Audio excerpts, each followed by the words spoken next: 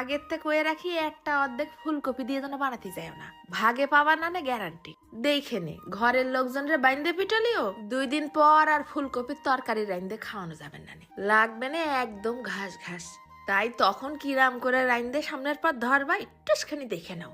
যারা খাইছো তারা তো জানোই এটা কিরাম টেস্ট, আর যারা এখনো খাওনি তারা ওই ফুলকপি একঘেয়েমি হওয়ার আগেই একবার টেস্ট মেরে দেখে নে। তা ফার্স্টে আগে ফুলকপিটা ছোট ছোট করে কাটে সাদা পানিতে ধুয়ে নিলাম। এরপর বড় এক ডেক পানির মধ্যে দিয়ে দিছি বেশ খানিকটা নুন আর একটুখানি কিরাস করা শুকনো ঝাল।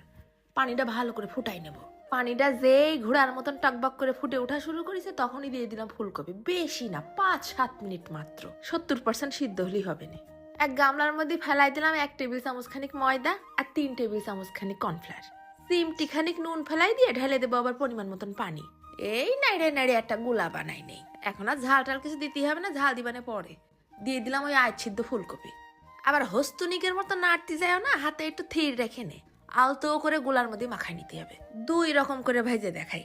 অতি মাত্রায় তেল তুল দেখলি জায়গার গা জ্বলে যায়, খাতি চাও না, স্বাস্থ্য সচেতন তারা নিয়ে নিতে পারো TQIU এর এরকম একটা ডিজিটাল এয়ার ফ্রায়ার। এই বেশি না, 190 ডিগ্রিতে 17-18 মিনিটের জন্য দিলাম ফিরাই হতে। চালানো একদম সোজা। জাগে জাগে লাগবে পেজলিং থাকবে না ক্যাপশন আর কমেন্টে।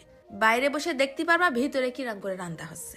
এয়ার ফ্রায়ারটা দেখতে যেরকম স্টাইলিশ, এতে রান্না করা খাবারগুলোও বিরাট স্বাদ।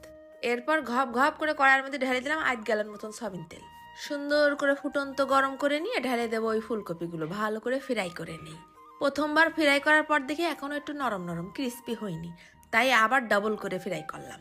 এয়ার ফ্রায়ারের ফ্রাইটাও হয়েছে একেবারে দারুণ মুসমুসে।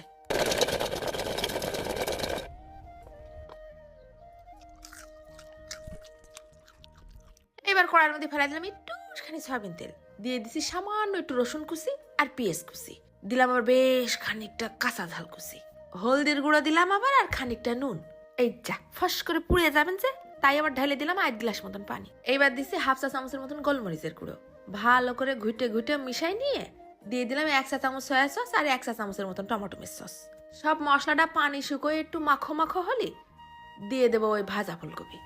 আর বেশি না, 2-4 মিনিট নাড়িয়ে চাড়িয়ে মশলার সাথে ফুলকপিটা মিশাই নিয়ে একদম শেষ পর্যায়ে উপর দিয়ে ছিটিয়ে দিলাম আবার খানিকটা ধনেপাতা কুচি।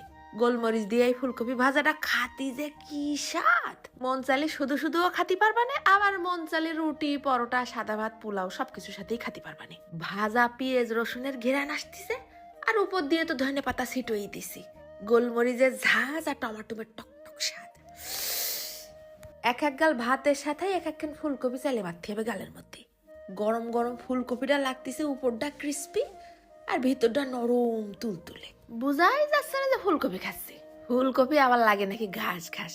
এইরকম করে বানাই দিবা, একবার খালি আবার যাবে। চলে যাচ্ছে। ধন্যবাদ।